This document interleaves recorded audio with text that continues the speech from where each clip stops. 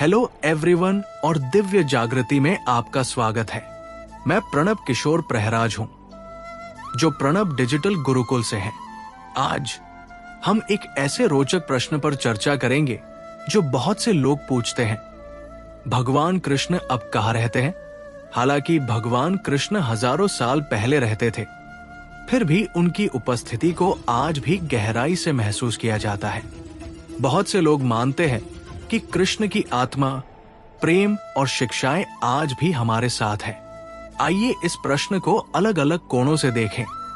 पौराणिक कहानियां, आध्यात्मिक मान्यताएं और दार्शनिक दृष्टिकोण। हिंदू ग्रंथों के अनुसार भगवान कृष्ण 5000 साल पहले धरती पर रहते थे। उनका जन्म मथुरा में हुआ था।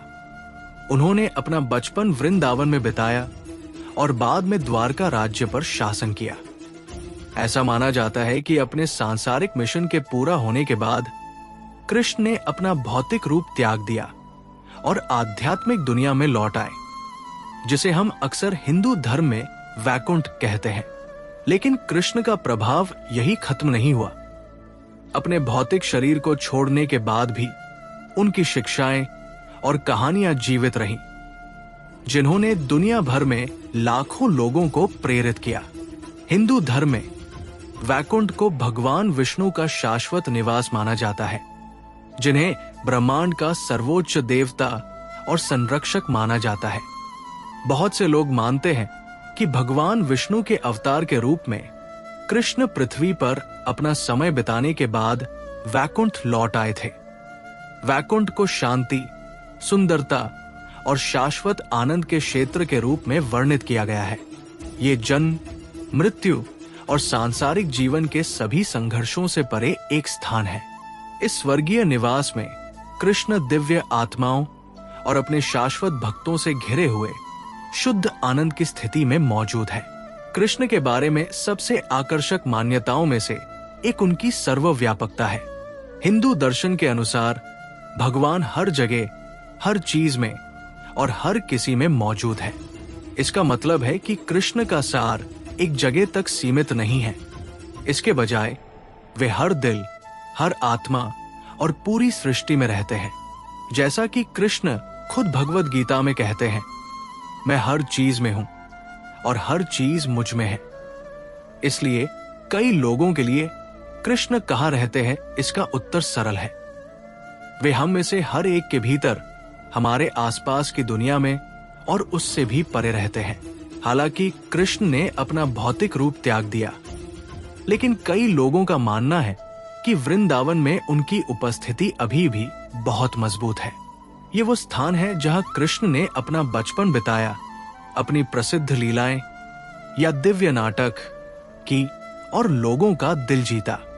वृंदावन आने वाले तीर्थयात्री अक्सर कहते हैं कि उन्हें पेड़ों, यमुना नदी और यहाँ की भूमि में कृष्ण की उपस्थिति महसूस होती है। कुछ लोगों को तो ये भी लगता है कि कृष्ण ने कभी वृंदावन नहीं छोड़ा और वे आध्यात्मिक रूप में वहां रहते हैं। भक्तों के लिए वृंदावन जाना एक ऐसी जगह में प्रवेश करने जैसा है जहां कृष्ण का प्रेम और ऊर्जा अभी भी जीवित है। कृष्ण अपने भक्तों के दिलों में भी रहते हैं।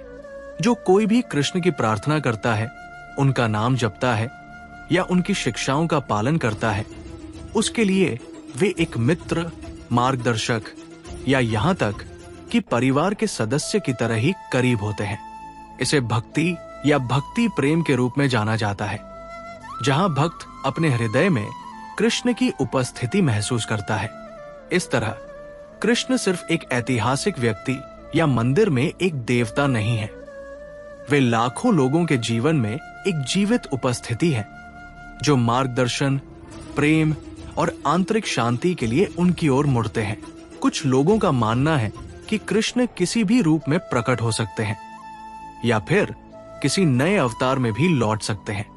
हिंदू धर्म में यह माना जाता है कि मानवता की मदद करने के लिए ईश्वर कई रूप धारण करता है।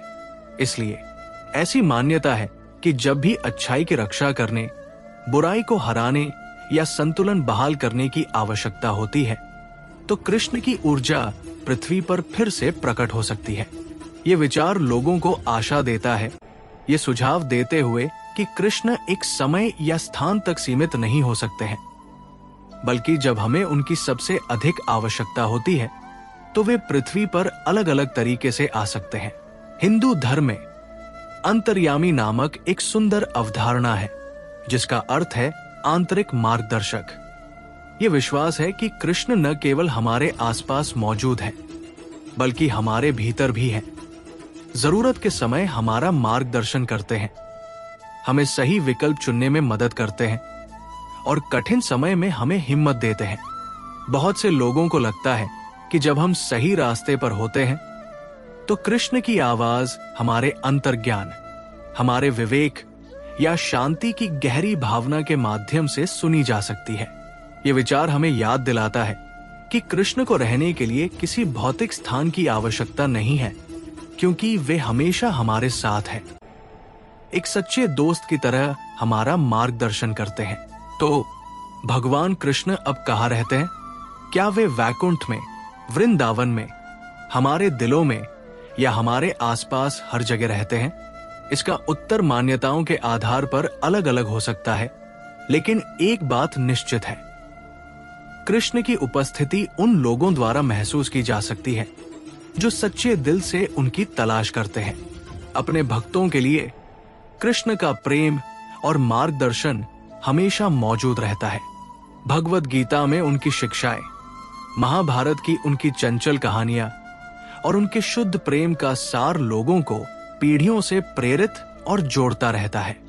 चाहे मंदिर में हो, प्रकृति में हो या हमारे भीतर, भगवान कृष्ण हर जगह रहते हैं जहां प्रेम, भक्ति और आध्यात्मिक रूप से बढ़ने की इच्छा होती है। दिव्य जागृति पर हमारे साथ जुड़ने के लिए धन्यवाद। अगर आपको यह खोज पसंद आई तो कृपया लाइक करें, सब्सक्राइब करें और टिप्पणियों या कमेंट में अपने विचार साझा करें। आपको लगता है कि कृष्ण अब कहाँ रहते हैं? हमें बताएं और इस खूबसूरत बातचीत को जारी रखें।